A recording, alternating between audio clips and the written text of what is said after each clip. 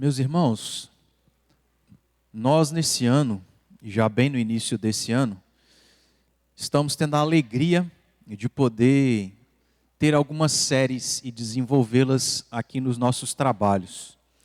A terça-feira é uma reunião de oração, então o foco é esse, ainda que a gente use da palavra de Deus, a gente prioriza o tempo de oração. Mas nas quintas-feiras, já desde o início do ano, nós estamos estudando aqui sobre escatologia, sobre as últimas coisas. Estamos já há algum tempo, um bom tempo, tratando sobre os sinais e que não tem tanta relação com aquilo que geralmente a gente pensa, entende, que é sobre a volta de Jesus. A gente está considerando os sinais dentro do contexto muito particular, que no caso ali de Mateus capítulo 24, Jesus estava se referindo que as coisas que aconteceriam antes do ano 70, depois de Cristo, que foi a destruição do Templo de Jerusalém. Só estou fazendo um resumo aqui para poder passar essa informação para aqueles que não sabem, mas para aqueles que têm acompanhado, incentivá-los aí a continuarem vindo. E pela manhã, nós estamos estudando sobre igreja, principalmente por aquilo que é o tema do nosso ano que está aqui à frente, que é crescendo no conhecimento sobre a igreja e a vida cristã. Esse é um tema fundamental e básico para nós como cristãos, e a gente precisa ou aprender, se não aprendemos, ou relembrar para que a gente coloque em prática e assim possa desenvolver a nossa vida cristã, a nossa vida como igreja, para que dessa forma a gente glorifique a Deus e possa também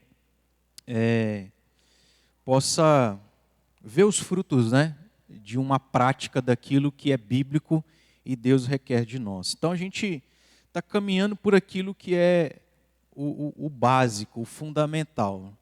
Nós não podemos desejar tratar de algumas coisas se a gente não entende aquilo que é o mais básico e fundamental da nossa vida. Então esse tem sido o nosso objetivo.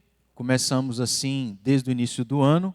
É pretensão nossa caminharmos talvez até para o próximo ano no mesmo assunto, uma vez que ele é vasto, uma vez que tem alguns aspectos aí importantes para a gente considerar. E com esse mesmo intuito do tema do ano, a gente também tem tido uma série de expositiva no domingo à noite sobre o livro de 1 Pedro, que de certo modo trata sobre a vida cristã e sobre a igreja. Então, a gente tem caminhado assim, e tem sido muito proveitoso, principalmente para a minha vida. Naquilo que é o nosso objetivo aqui, que é tratar sobre a igreja, eu tenho consultado aí alguns materiais, alguns livros, mais de 5 livros, então a gente está fazendo aqui meio que um compilado, E aí a gente vai trabalhando cada aspecto aqui em cada parte. No último domingo, no último estudo que nós tivemos sobre esse assunto, nós observamos que a palavra igreja é uma palavra que aparece somente no Novo Testamento. E a gente gastou boa parte do nosso tempo entendendo que, apesar disto, isso não significa que igreja só veio a existir no Novo Testamento. Ainda que a gente não ache a palavra igreja no Antigo Testamento, igreja sempre existiu. Ela está e se encontra, ou se encontrou no Antigo Testamento também.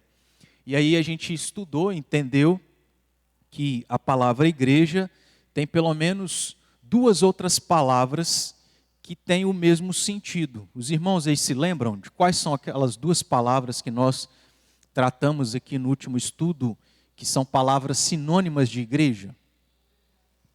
Congregação e assembleia, exatamente. Se a gente for lá no Antigo Testamento, nós vamos encontrar essas 2 palavras. E aí foi isso que a gente trabalhou. Nós vimos que dentro de um princípio, foi possível observar nuances da igreja no Antigo Testamento, ainda que a maneira como ela foi, como que eu posso dizer aqui? Ainda que a maneira dela de existir, de funcionar, vamos assim dizer, foi, de certo modo, diferente daquilo que nós encontramos no Novo Testamento e vivemos nos dias de hoje, ela existiu, ela sempre existiu. Foi essa o nosso estudo e a nossa conclusão. O que a gente vai fazer aqui é olhar agora para o Novo Testamento e observar que o Novo Testamento nos dá apoio para entender, ou prova, nos ajuda a entender que, de fato, a compreensão que, por exemplo, os crentes no Novo Testamento tinham, era de que igreja sempre existiu no Antigo Testamento. Então, a gente viu isso no Antigo Testamento, que nós vamos fazer agora, ainda que a gente não vá usar aqui de vários textos o que a gente poderia fazer, e ainda que aquilo que a gente vai falar aqui, a gente vai desenvolver isso depois, mas eu quero gastar um tempinho com os irmãos em algumas poucas passagens aqui, uma delas nós vamos investir um pouco mais de tempo, para a gente enxergar isso, que o Novo Testamento nos dá apoio para aquilo que a gente entendeu olhando para o Antigo Testamento, que igreja não passou a existir só no Novo Testamento, mas desde o princípio, lá no Antigo Testamento também. Primeira passagem é a passagem de Atos, capítulo de número 7.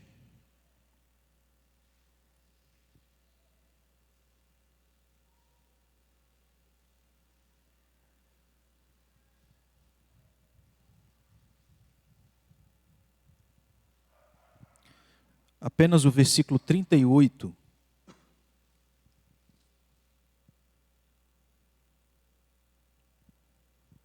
Atos 7, versículo 38. Vamos juntos?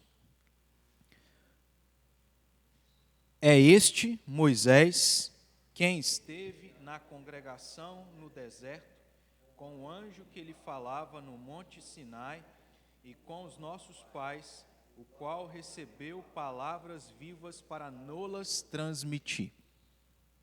Observe que é dito algo relacionado àquilo que aconteceu no Antigo Testamento.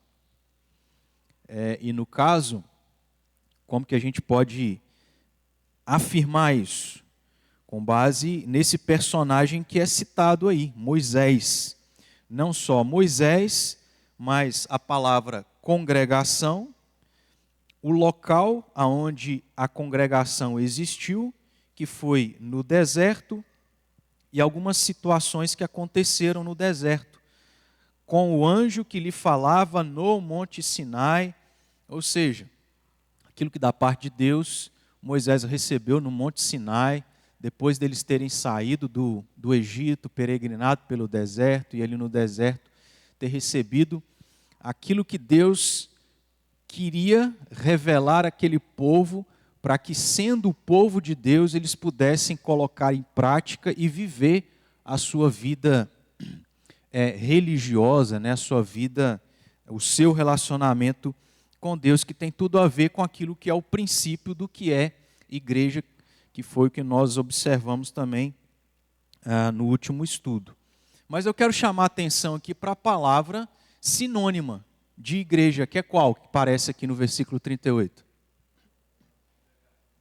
Congregação. Se você for lá no grego, a palavra congregação é qual? Qual? Eclésia. Aquela palavra que nós vimos, né, no último estudo, que é a palavra original no Novo Testamento, que é traduzida na nossa língua por igreja. Então a gente está estudando sobre igreja. Vai lá fazer uma consulta. Quais textos na Bíblia falam sobre igreja? Aí você vai observar que começa em Mateus 16, lembra lá? Dito por Jesus. E todos os demais textos também vão aparecer no Novo Testamento. E a palavra no original eclésia, mas aqui ela é traduzida por aquela palavra que aparece no Antigo Testamento, que é congregação. O que está sendo dito aqui, então, a respeito do que aconteceu no Antigo Testamento? É que, em outras palavras, é como se o texto estivesse dizendo assim: é este Moisés quem esteve na... Vamos usar a palavra sinônima? Que esteve aonde? Na igreja no deserto. Então veja que, no caso aqui, né, se você olhar aí no título do capítulo 7, é Estevão quem está dizendo aqui essas palavras diante daquilo que ele precisava testemunhar, uma vez que ele estava sendo perseguido por amor a Cristo.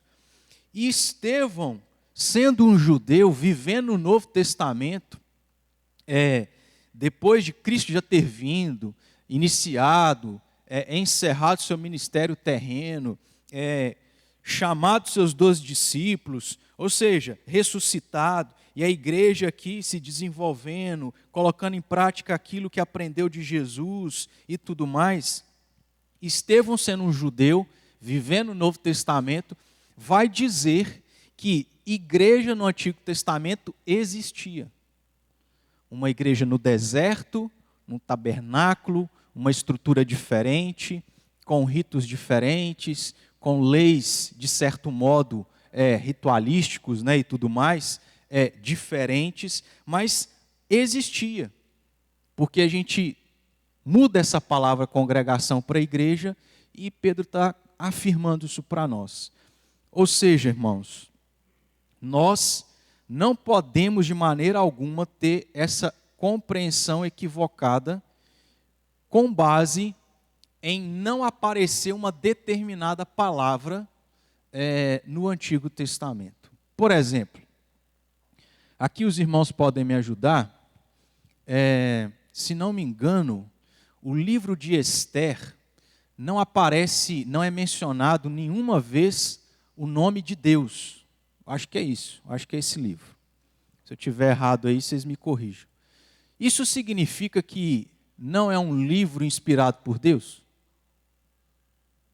Significa que ali não fala nada a respeito de Deus?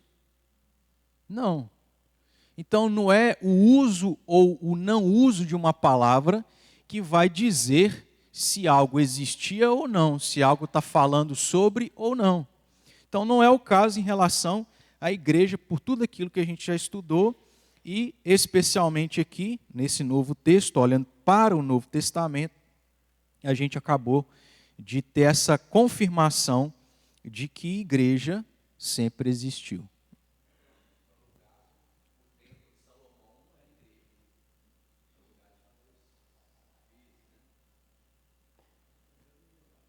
Vamos pensar. O Templo de Salomão a gente pode considerar como igreja ou não? Tá, aí eu estou pedindo a ajuda dos universitários, beleza? O que os irmãos acham? Hã? Sim? Não? Tá, aí vem a palavrinha, né? Por quê? Por que a igreja pode ser considerada igreja e por que a gente pode não considerar como igreja? Certo.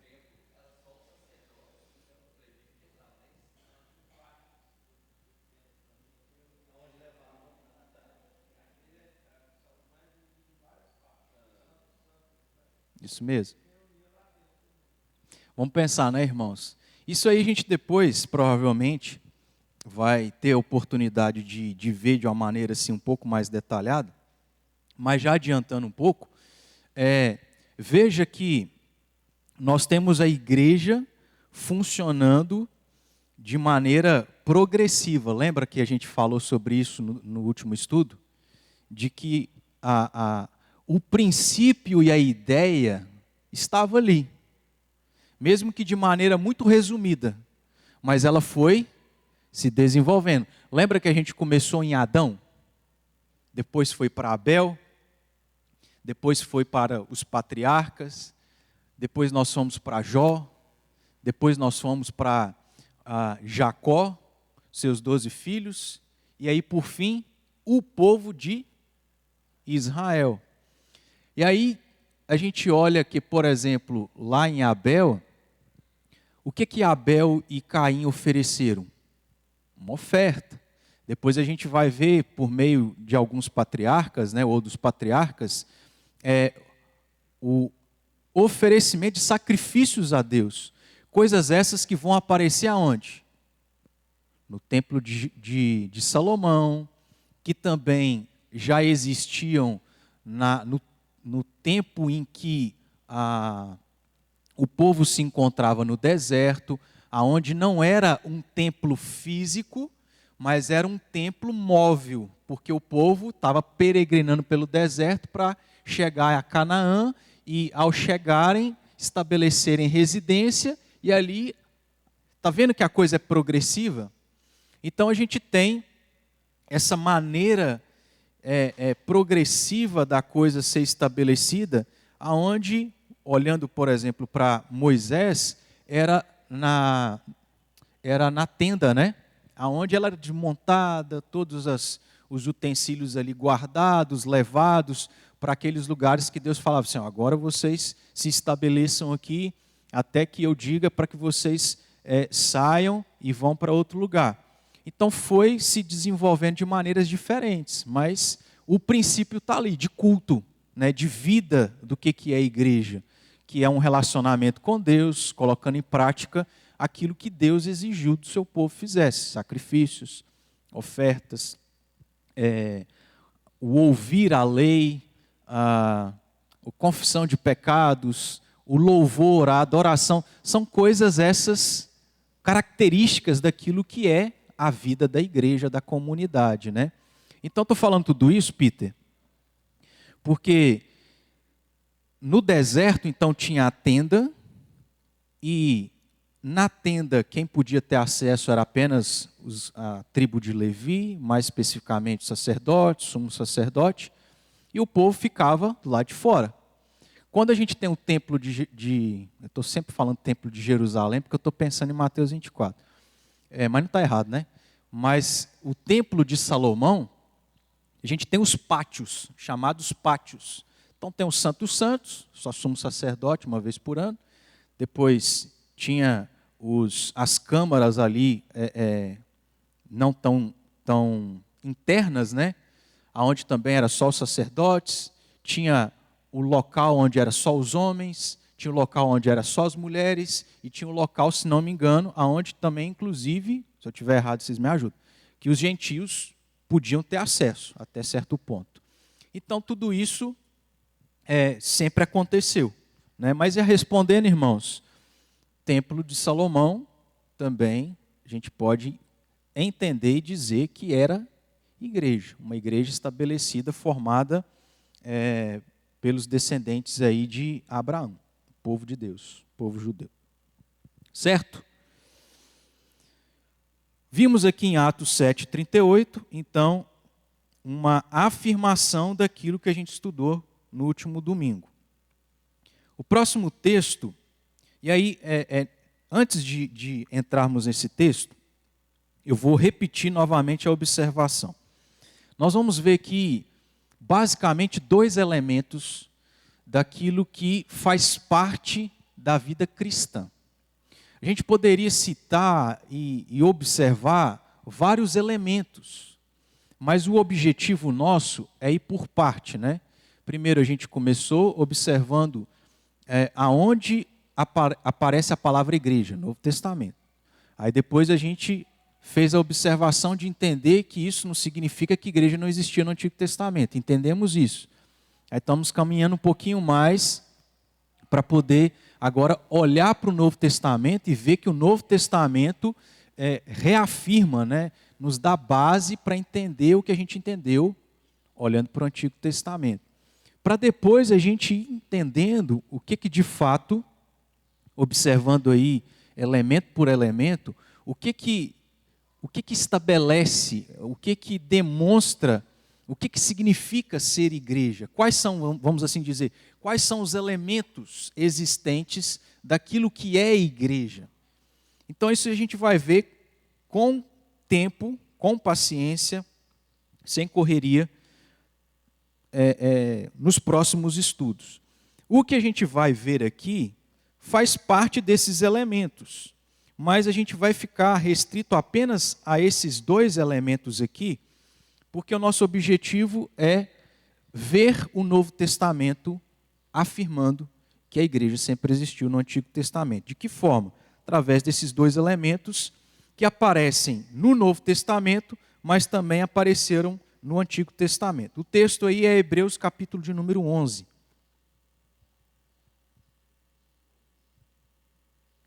O que nós temos no capítulo 11 de Hebreus? O capítulo 11 é mais conhecido como o quê? Isso, galeria dos homens da fé, dos heróis da fé.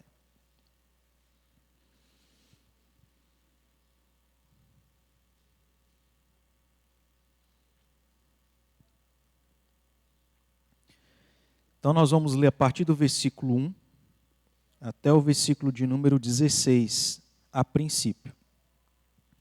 E esse primeiro versículo aqui do capítulo 11 é um versículo que me faz lembrar da minha infância, onde a minha mãe me ensinou a decorar alguns versículos. Dos poucos que eu decorei, esse foi um deles. Do que é a fé, o que significa a fé. E, na verdade, a gente tem aqui uma definição do que é fé. Então, começando no versículo 1, a gente vai ler um pouquinho corrido aqui, só para não deixar de ler versículo por versículo, para os irmãos se situarem, e depois a gente vai pontuando algumas coisas. Do versículo 1 ao 16. Ora, a fé é certeza de coisas que se esperam, a convicção de fatos que não se veem, pois pela fé os antigos obtiveram um bom testemunho. Pela fé entendemos que foi o universo formado pela palavra de Deus, de maneira que o visível veio a existir das coisas que não aparecem. Pela fé, Abel ofereceu a Deus mais excelente sacrifício do que Caim, pelo qual obteve testemunho de ser justo, tendo a aprovação de Deus quanto às suas ofertas. Por meio dela, também, mesmo depois de morto, ainda fala. Pela fé, Enoque foi trasladado para não ver a morte. Não foi achado porque Deus o trasladara, pois antes da sua trasladação, obteve testemunho de haver agradado a Deus. De fato, sem fé é impossível agradar a Deus, porquanto é necessário que aquele que se aproxima de Deus creia que Ele existe e que se torna galardoador dos que o buscam. Pela fé, Noé, divinamente instruído acerca de acontecimentos que ainda não se viam e sendo temente a Deus, aparelhou uma arca para a salvação de sua casa, pela qual condenou o mundo e se tornou herdeiro da justiça que vem da fé. Pela fé, Abraão, quando chamado, obedeceu, a fim de ir para um lugar que devia receber por herança, e partiu sem saber aonde ia. Pela fé, peregrinou na terra da promessa como em terra alheia, habitando em tendas com Isaque e Jacó, herdeiros com ele da mesma promessa, porque aguardava a cidade que tem fundamentos, da qual é o arquiteto e edificador. Pela fé também a própria Sara recebeu poder para ser mãe, não obstante o avanço de sua idade, pois teve por fiel aquele que lhe havia feito a promessa. Por isso também, de um, aliás, já amortecido, saiu uma posteridade tão numerosa como as estrelas do céu, e inumerável como a areia que está na praia do mar. Todos estes morreram na fé, sem ter obtido as promessas, vendo-as, porém, de longe, saudando-as e confessando que eram estrangeiros e peregrinos sobre a terra. Porque os que falam desse modo manifestam estar procurando uma pátria, e se na verdade se lembrassem daquela de onde saíram, teriam oportunidade de voltar. Mas agora aspiram uma pátria superior, isto é, celestial. Por isso, Deus não se envergonha deles de ser chamado seu Deus, porquanto lhes preparou uma cidade. Acabou o texto.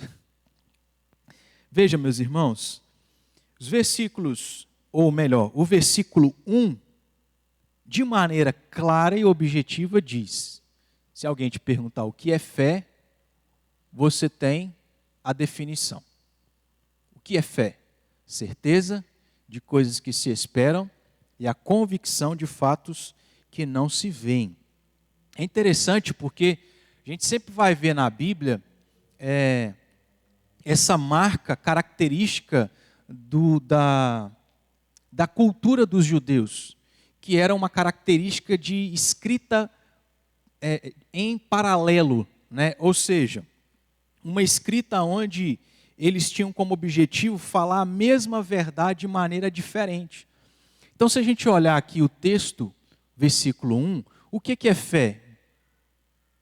Fé, em primeiro lugar, é dito como a certeza de coisas. Fé é certeza de coisas que não se veem. O que é fé? A convicção de fatos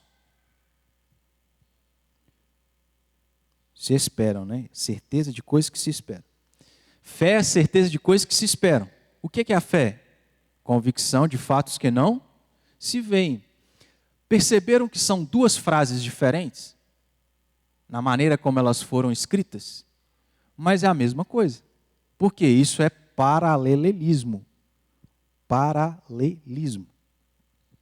Ele vai dizer, o autor aqui, que são coisas que se esperam, ou a certeza de coisas que se esperam, a convicção de fatos que não se veem. Ambas as frases são sinônimas. Certeza é igual a convicção. E coisas que se esperam é a mesma coisa do que dizer fatos que não se veem. Então, essa característica aí da escrita judaica de paralelismo. Em outras palavras, qual é a definição de fé?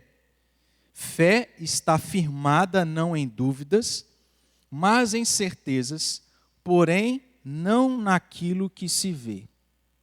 Entendeu o que é definição de fé? Firmada não em dúvidas, mas em certezas, porém não naquilo que a gente vê. Aí eu te pergunto, você tem fé? Você não tem dúvida, mais certeza, mesmo não vendo certas coisas?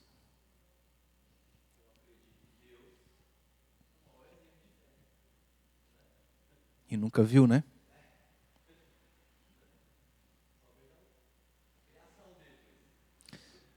Você tem fé? Por exemplo, a gente tem, não sei quem foi que falou isso, mas a gente tem uma determinada pessoa, eu ouvi isso de algumas pessoas, que disseram que se a Bíblia tivesse dito que Jonas tivesse engolido um grande peixe, ainda assim a gente acreditaria. Por quê? Fé é você crer sem duvidar, mesmo que você não tenha visto. E de certo modo, meus irmãos, tudo aquilo que a gente vê aqui narrado da história de tantos personagens, nada disso a gente viu. Nós não estivemos lá. Mas a gente crê sem duvidar de que assim é. Até que a gente passe pela prova, não é? Para perceber aquilo que os discípulos tiveram de dificuldade, que Jesus várias vezes falava. O que Jesus falava para aqueles homens? Homens de pequena fé. A gente repara na força do vento e aí começa a afundar.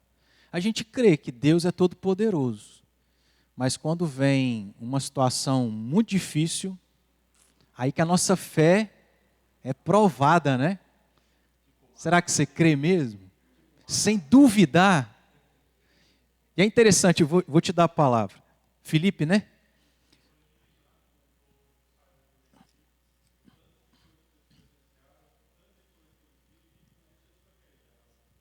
Rapaz, eu fico pensando que se fosse eu acho que não ia ser muito diferente, não.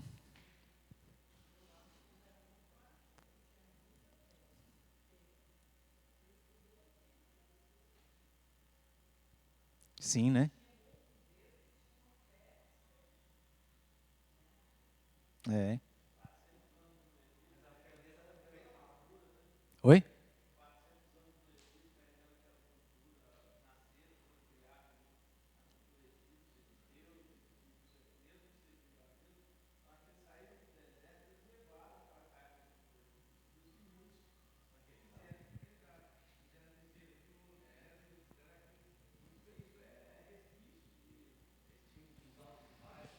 E aí vamos pensar o seguinte: simbologicamente, já que você está falando de resquício da vida deles no Egito, né?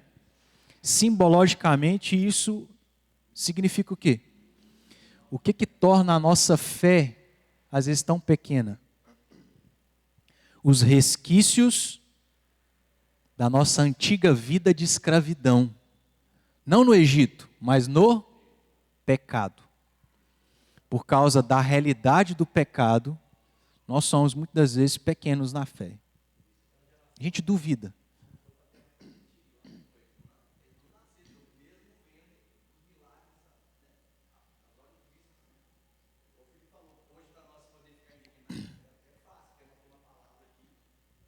Mas veja só, irmãos, a gente abriu um parênteses aqui, né?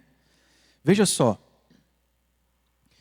A gente pensa assim, se eu tivesse no lugar daqueles israelitas que viram a Shekinah, fogo caindo do céu, a nuvem, a coluna de fogo, pão caindo do céu, carne caindo do céu, o mar abrindo, as 10 pragas, a gente pensa assim, se fosse eu, era diferente. Porque diante de uma coisa tão sobrenatural como essa, como que eu ia duvidar? Beleza. Os irmãos se lembram que nós estamos tendo uma série de sermões expositivos em 1 Pedro.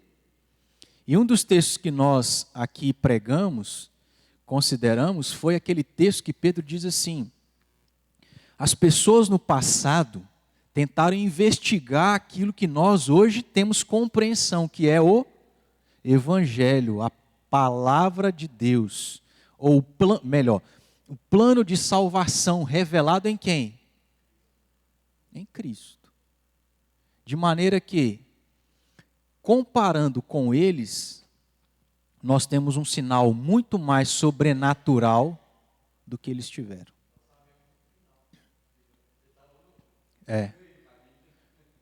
E aí, meus irmãos, qual é a consideração que a gente tem que ter diante disso? Ainda assim a gente duvida. Não é?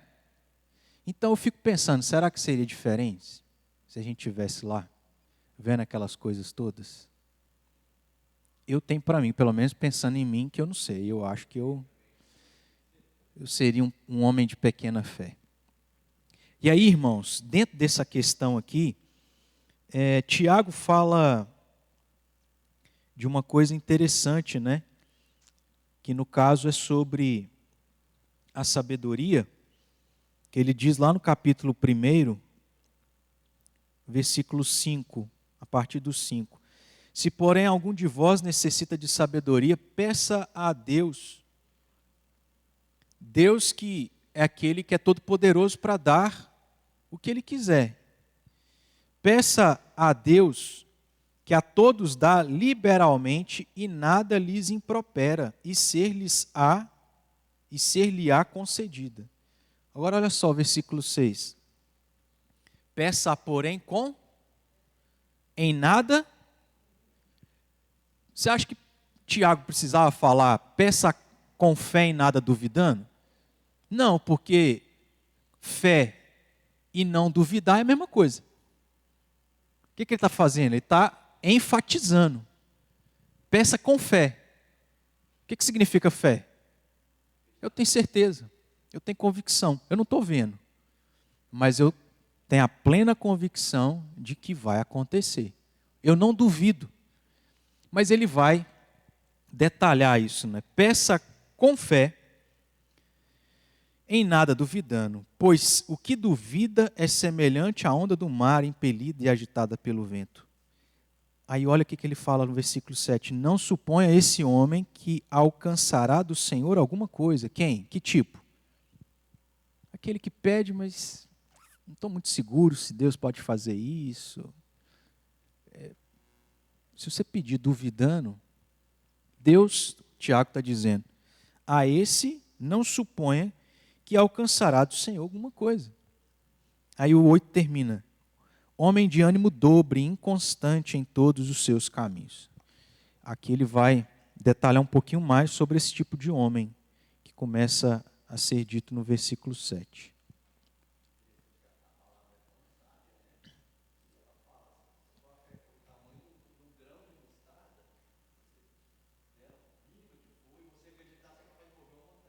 Rapaz, e aí tem um negócio interessante, né? Pensando na literalidade aí do texto, qual o tamanho da sua fé? Já moveu algum monte? Eu já movi com a mão, né? Montes assim, montinho de areia. Isso mesmo. Irmãos, às vezes a nossa fé é menor do que um grão de mostarda. Fé é crer sem duvidar. Eu estou sendo redundante. Fé é crer. Fé é não duvidar. Eu estou convicto e certo, né? E aí, dentro dessa cultura judaica, a gente encontra essa característica de paralelismo, que serve para enfatizar, né? Eu estou dizendo uma verdade, mas em outras palavras, eu falo dessa forma. As duas coisas, eu estou dizendo a mesma verdade, a mesma afirmação. O versículo 1, então, dá o conceito de fé, ou seja, se você quiser saber o que é fé, e se você quiser saber dizer para alguém o que é fé, você tem aqui Hebreus capítulo 11. Então marca aí com a sua caneta, com o seu lápis, para que se algum dia alguém te perguntar, você tenha na ponta da língua a resposta. Depois do autor, nesse primeiro versículo, falar sobre o que é fé, ele então vai dar dois exemplos. Ele vai explicar sobre fé usando dois exemplos. O primeiro deles é sobre a criação. A gente não vai tratar sobre isso aqui, só vou pontuar como acabei de pontuar aqui. Mas veja, versículo 3. Pela fé, entendemos que foi o universo formado pela palavra de Deus, de maneira que o visível veio a existir das coisas que não. Nós temos no versículo 3, aquilo que é, de certo modo, a razão, o motivo, para a gente não crer em outras coisas que são ditas a respeito de como que tudo que existe foi criado. É lógico que não se limita só à fé. Nós temos a fé naquilo que foi revelado, certo? Então a revelação é um material. Com base nesse material eu acredito. Eu creio que aquilo que está em Gênesis capítulo 1 e 2 é verdade. É Deus quem revelou e as coisas existiram da boca de Deus. Haja e ouve. Pronto.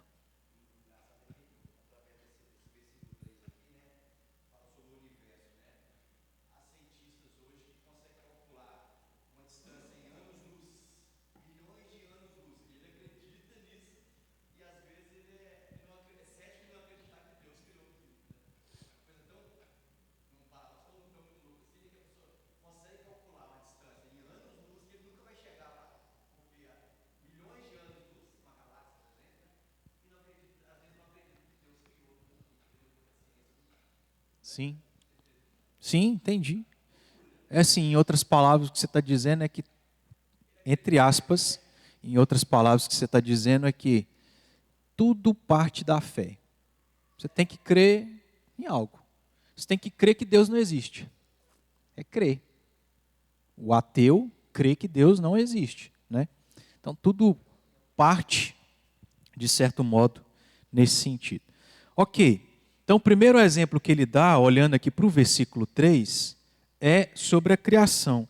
Mas a partir do versículo, ou o versículo 2, que é o resumo, mas a partir do versículo 4 nós temos aqui exemplos de personagens e de situações. O que o versículo 2 diz, de maneira resumida, daquilo que vai ser detalhado a partir do verso 4? Pela fé, os antigos obtiveram bom testemunho. Então, o que é fé? Fé é a certeza de fatos que não se veem. Fé é certeza de coisas que se esperam, a convicção de fatos que não se veem. De que maneira que ele exemplifica casos de fé? Pessoas que exercitaram sua fé. A primeira situação é criação. Foi criado em 7 dias, do nada, por Deus. Fé. Outros exemplos? Pelos antigos. Antigos aqui são aqueles que viveram no Antigo Testamento, que ele vai detalhar a partir do versículo 4. Então, rapidinho aqui, para a gente ter a participação dos irmãos, se possível, cada um aí leia uma passagem, só para a gente observar. Nós não vamos ler todos os versículos, né? A gente não vai ler do versículo 4 ao 40, o nosso foco aqui é até o versículo 16. Mas só para a gente ver quais são esses personagens e que situações são essas. Aí, se puder, cada irmão aí leia um trecho. Vamos lá, versículo 4, alguém leia para nós. Capítulo 11, versículo 4.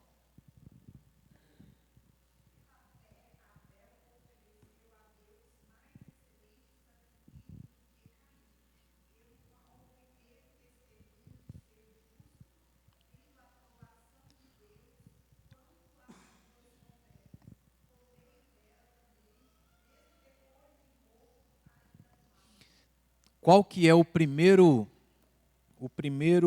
antigo aí, que é dito de maneira resumida no versículo 2? Abel. Versículo 5.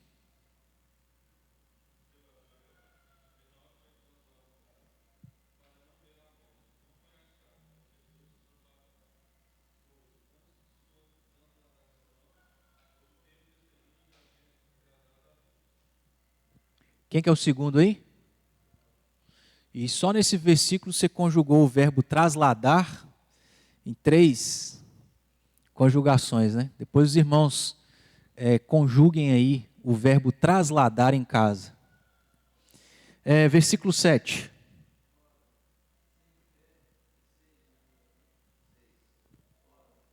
Não, 7 mesmo. 7, Senhor. Só o 7.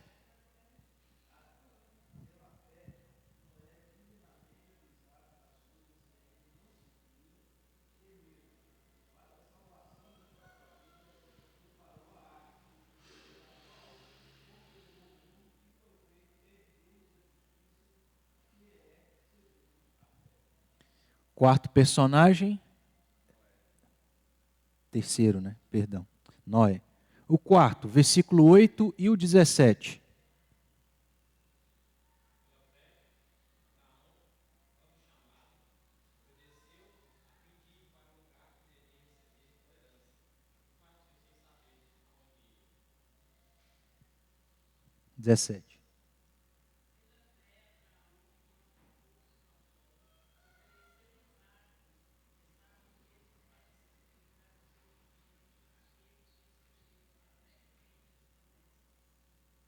O quarto personagem, Abraão. Só um parênteses. Tem pessoas, irmãos, que olham para o Antigo Testamento como um livro, ou como uma das divisões da Bíblia, onde os livros que fazem parte do Antigo Testamento, que são quantos?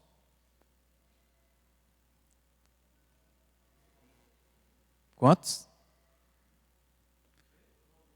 Quantos livros do Antigo Testamento? Não, na nossa. Quanto? 39. Tem crentes que desprezam o Antigo Testamento por não, ou por entender que o Antigo Testamento foi cumprido, então não tem valor algum para nós. Porém, o parênteses que eu quero fazer é, você pega as histórias de Abel, Enoque, Noé e Abraão, que foi até aqui que a gente falou, nós já temos a própria Escritura falando para nós um dos propósitos e dos objetivos da história desses 4 personagens que está no Antigo Testamento, que é o quê? Não, olhando para o texto de Hebreus 11. Fé. E veja, meus irmãos, um outro parênteses. É característico da vida do cristão ter fé. Em algum momento, pode até ser que você falhe na fé, né? Ao ser provado, você seja reprovado. Não passou naquele teste. Isso não significa que você não é um salvo. Não estamos falando de fé salvadora. Nós estamos falando de fé, de crer que Deus pode fazer o impossível em situações impossíveis. Ou pode fazer o possível em situações impossíveis. Mas a sua vida, que poderia ser registrada na Escritura, por que não foi? Porque Deus terminou. Não tem mais nada para Ele acrescentar na Escritura, certo? Se tivesse, talvez a nossa história poderia ser escrita aqui. Também. Não teria diferença nenhuma. E a minha história e a sua vida é uma história onde ela está sendo construída em situações onde nós estamos exercitando de fé. Porque a vida cristã é caracterizada por uma vida de fé. Eu não vi. Eu não toquei. E por que, irmãos, um outro parênteses, né?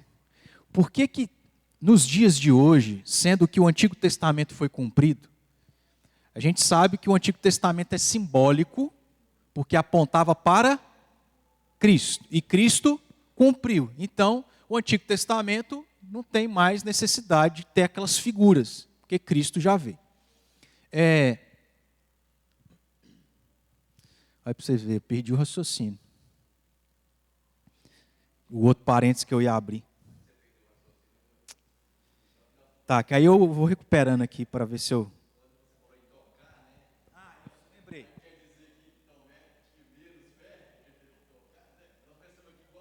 Cara, de certo modo sim. E o próprio Jesus fala, bem-aventurados os que não... Mas aí, para eu não esquecer o raciocínio.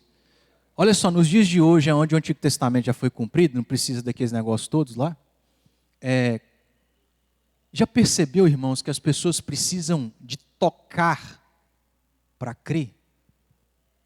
Hoje, os mesmos elementos do Antigo Testamento, as pessoas trazem para os dias de hoje, porque elas querem mais fé. Não quer dizer que as pessoas do Antigo Testamento não tinham fé, prova disso é o capítulo 11. Mas um problema que às vezes a gente tem é com a matéria. Não é a matéria em si que tem valor, ela é simbólica. Não há importância no óleo, não há importância, não sei se a palavra é importância, não há nada místico no óleo, não há nada místico na água, não há nada místico no púlpito. São coisas materiais que são simbólicas, apontam para aquilo que é quem tem o poder.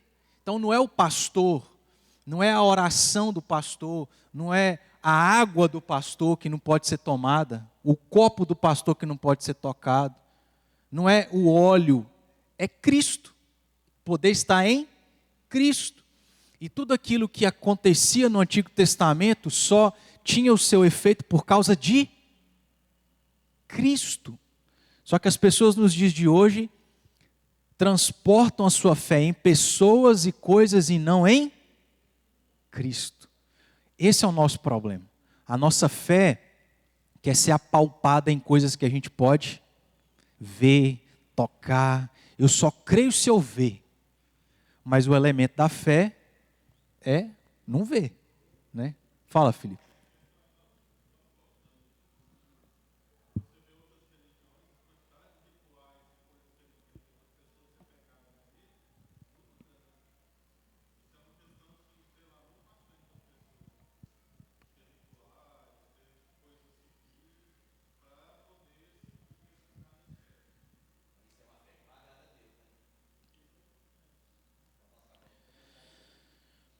A nossa fé, meus irmãos, é em Cristo. Você viu? Não, mas você crê. E quem viu? Não creu? Também precisou crer. Ué. O que Jesus várias vezes falou para aqueles que foram curados? Atua, porque ainda que você veja, se você não exerce fé, não importa, você vê ou não vê. O que precisa é exercer fé.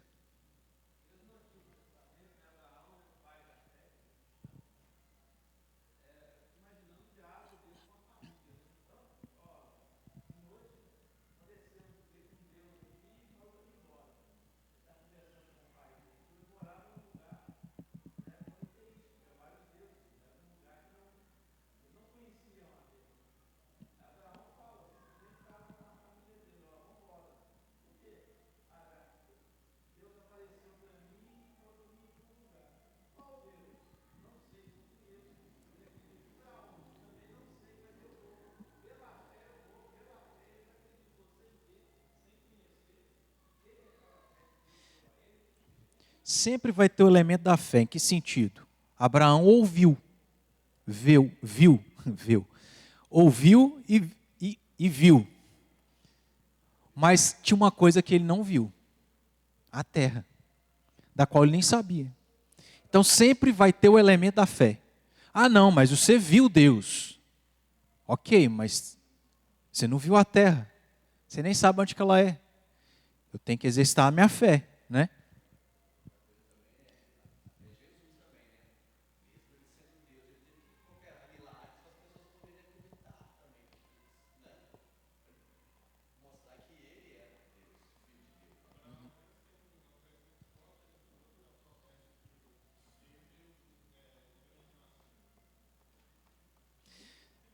Então, irmãos, fechamos o parênteses. Vamos voltar aqui? Eu preciso encerrar isso aqui, então talvez a gente corre um pouquinho. Para a gente ganhar tempo, nós temos, no versículo 11, o exemplo de Sara, versículo 20, de Isaac, versículo 21, Jacó, 22, José, versículo 23, Moisés, versículo 30, destruição das muralhas de Jericó, versículo 31, Raabe. E aí, vamos abrir no versículo 32.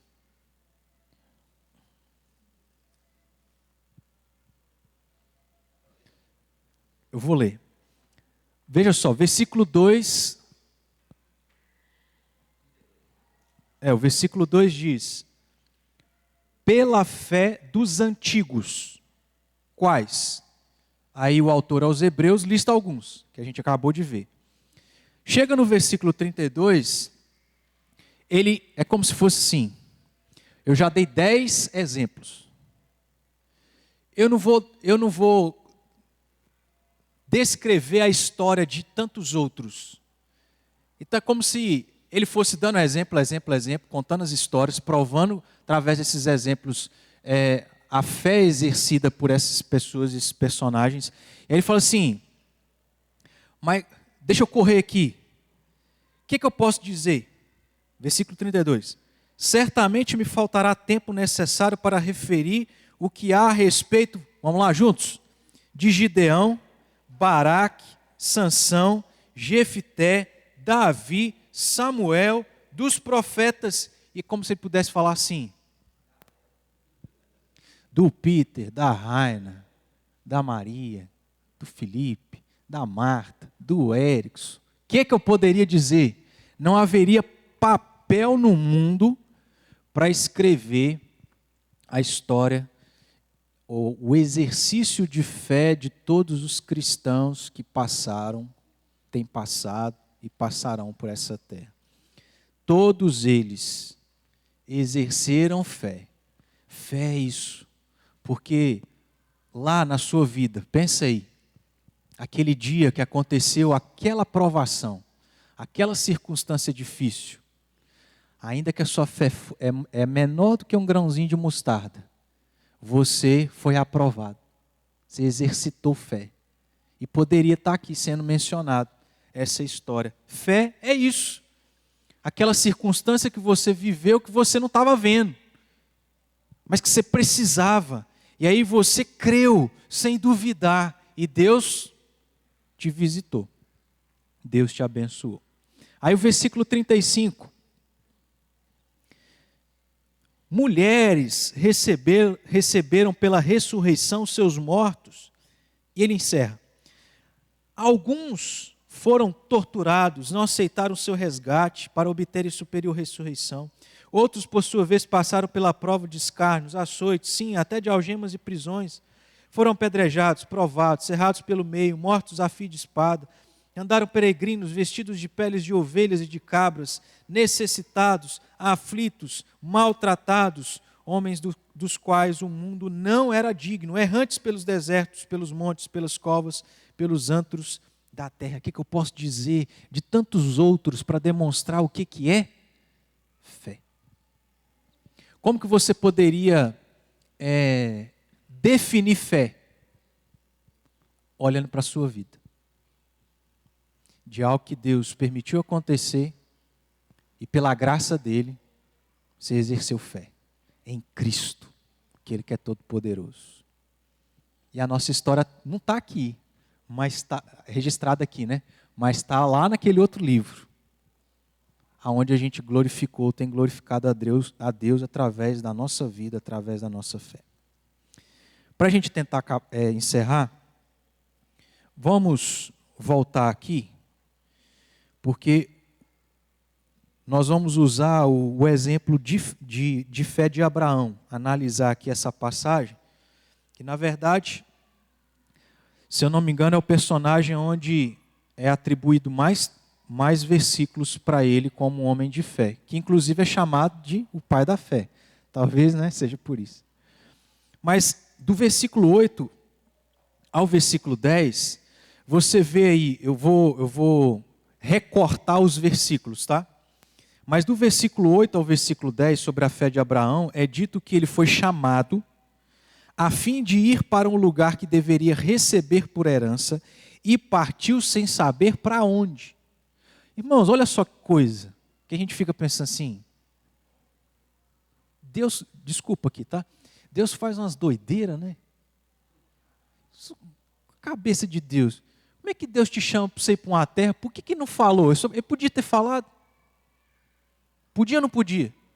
Mas Deus fala assim, não vou falar, porque eu quero que você... Deus não falou. Sim, mas aí a gente como pecador fala assim, mas por que Deus não me fala? Ele podia falar. Por que não fala? Porque a gente, muitas vezes, está esquecendo daquilo que a gente está observando aqui. O que é vida cristã, meus irmãos? Vou perguntar, eu quero que os irmãos respondam com força. O que é vida cristã baseado no que a gente está estudando em Hebreus 11, em uma palavra com duas letras? Vamos lá juntos? Vamos de novo? Fé. O que é a vida cristã? Fé. Porque Deus podia falar para você, mas Ele não vai falar. Aí você vai perguntar, mas por quê? Aí você lembra, o que é a vida cristã? Uma palavrinha com duas letras. Fé. Fé, irmãos. E a gente é fraco na fé. Homens de pequena fé. Se os discípulos foram, Deus quer que a gente creia em quem Ele é. E o pecado nos atrapalha a crer no poder de Deus. A gente tem um diabo para poder colocar dúvida na nossa cabeça, igual Ele colocou em Adão e Eva. Ah, foi assim que Deus falou? Não, Ele falou isso aí porque Ele não quer que vocês sejam como Ele. E aí a gente, ao invés de crer, rapaz, eu acho que Deus não é isso tudo mesmo, não. Você deixou de crer.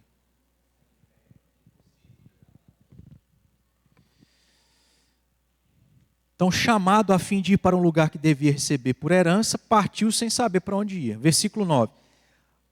Para onde que era esse lugar? Terra da promessa, que Deus prometeu dar. Versículo 10. Que terra da promessa é essa? Uma cidade que tinha como fundamentos Deus, que seria o arquiteto e edificador. Aí você tem o versículos 13 a 16 para responder. O que é esse negócio? Que terra é essa? É lógico, meus irmãos, que a gente sabe. Qual é a terra que Deus mandou Abraão ir? Qual? Canaã. Mas vamos lembrar. O Antigo Testamento sempre tem um aspecto, o quê? Simbólico. Então, tinha uma terra física chamada Canaã terrena. Mas o símbolo da Canaã terrena, assim como o Egito era símbolo da vida de escravidão no pecado, o símbolo da terra de Canaã é o quê? A Canaã celestial. E é isso que fala aqui nos versículos 13 a 16. Cortando aqui os versículos, tá? Que lugar é esse que Deus falou para ele ir? Terra da promessa e cidade que Deus seria o arquiteto e edificador. Pátria superior. Isto é, tá aí no versículo 16. Pátria superior, isto é, celestial. Deus lhes preparou uma cidade. Então, quais são os dois elementos aqui que depois a gente vai falar um pouco mais sobre isso lá para frente? Do que faz parte da vida da igreja? Dois elementos: fé, crer e promessa. É isso que, dentre tantas coisas, caracteriza o que é igreja.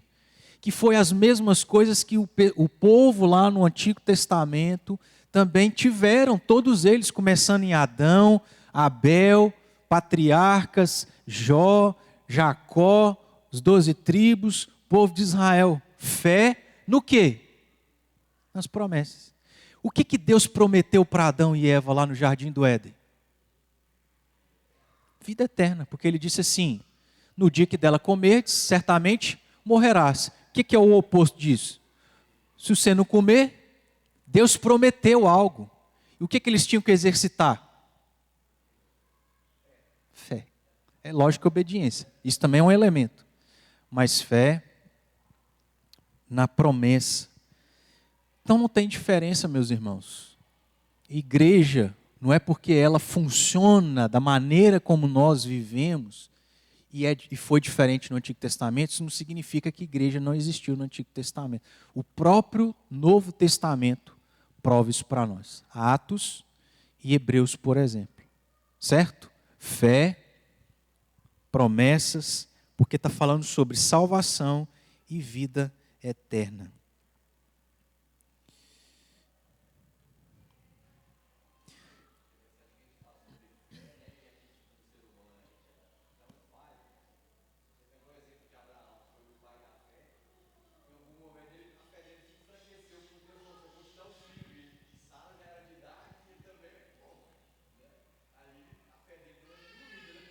Sim, com certeza.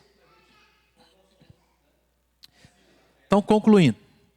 No Antigo Testamento, as crenças eram as mesmas que dos crentes do Novo Testamento. Certo? Prestaram atenção?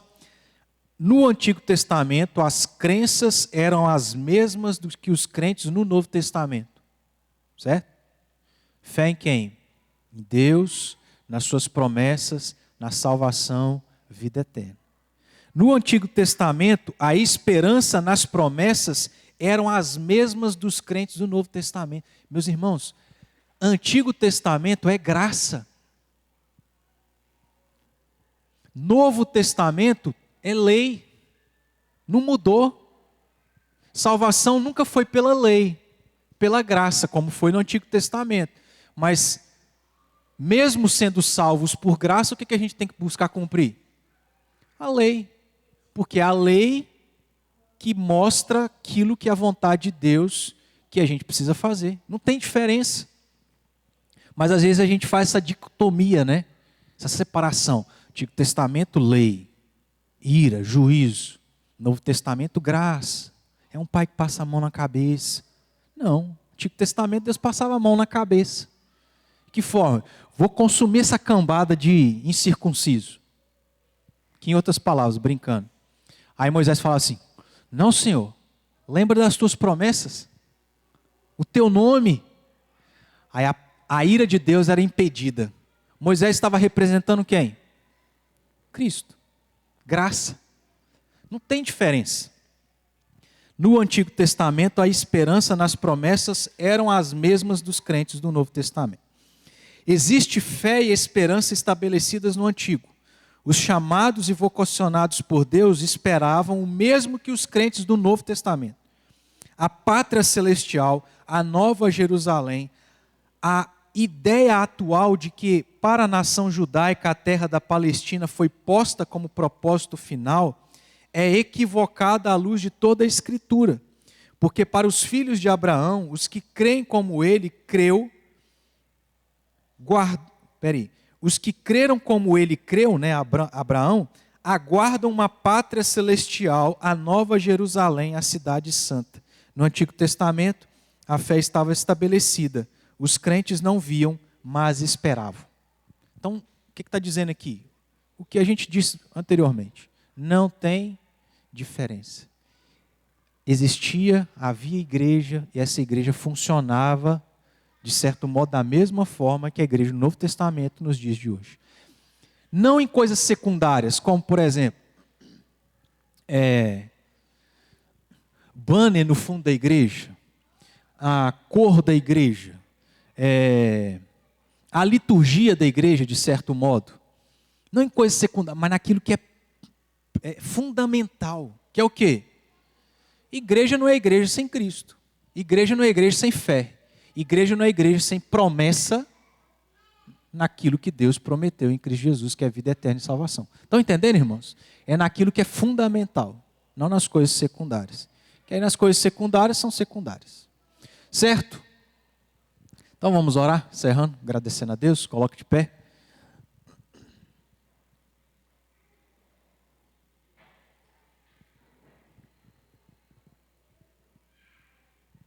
Pai amado, obrigado por esse dia, a vida, bondade, a misericórdia do Senhor sobre nós. Te louvamos, ó Deus, porque o Senhor é o nosso Deus, o Deus da nossa salvação, que provou, demonstrou o teu grande amor por nós, indignos, imerecedores, através da morte do teu Filho Jesus. Graças te damos porque Ele veio, morreu em nosso lugar, morreu pelos nossos pecados, nos deu a promessa que é viva, que nos dá esperança, que, ó Deus, não há dúvida no nosso coração de que ela é verdadeira e um dia a experimentaremos. Te louvamos, ó Deus, porque Cristo Jesus não foi mantido morto, mas Ele ressuscitou. Ele está à destra do Senhor. Ele, ó Deus, foi exaltado e um dia voltará para buscar o teu povo e a sua igreja.